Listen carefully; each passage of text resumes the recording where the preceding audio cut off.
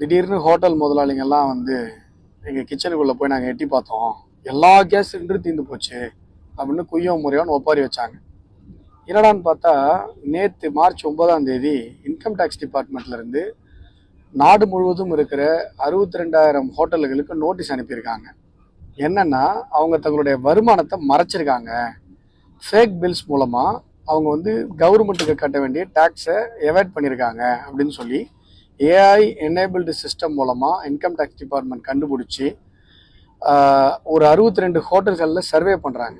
அந்த 62 ஹோட்டல்களில் மட்டும் 408 கோடி ரூபாய்க்கு மேலே அவங்களுடைய வருமானம் மறைக்கப்பட்டிருக்கு.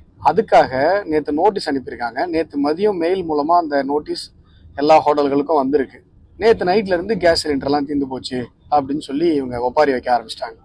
இதில் நமக்கு என்ன இதில் பிரச்சனை அப்படின்னு பார்த்தோம், நம்ம ஒரு சாப்பாடு 100 ரூபாய்க்கு விற்குதுன்னு வைங்களேன், அதில் 5 ரூபாய் டேக்ஸ்.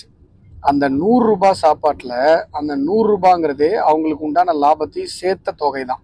அதுக்கு மேலே அவங்க 5 ரூபா நம்மகிட்ட வாங்குறது, நீங்கள் கொடுக்குற இந்த 5 ரூபாயை நாங்கள் கவர்மெண்ட்டுக்கு டேக்ஸாக கட்டுறோம் அப்படின்னு சொல்லி தான் நம்மகிட்ட வாங்குறாங்க.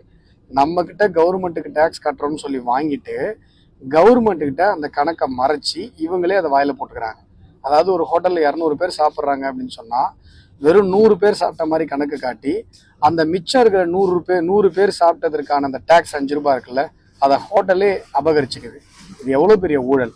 இந்த ஊழலுக்கு எதிராக மத்திய அரசு ஒரு நோட்டீஸ் அனுப்பும் பொழுது அதை நேர்மையாக சரி நம்ம சம்பாதிக்கிறோம், மக்கள் இந்த கவர்மெண்ட்டுக்கு டேக்ஸ் கட்டினா அது மக்களுக்கு தானே போய் சேரும் அப்படின்னு கூட யோசிக்காமல் இவ்வளவு மோசமாக கேஸ் பற்றாக்குறை எப்படி ஒரு மதிய நோட்டீஸ் வந்தோடனே நைட்டே உங்களுக்கு கேஸ்லாம் தீர்ந்து போச்சா?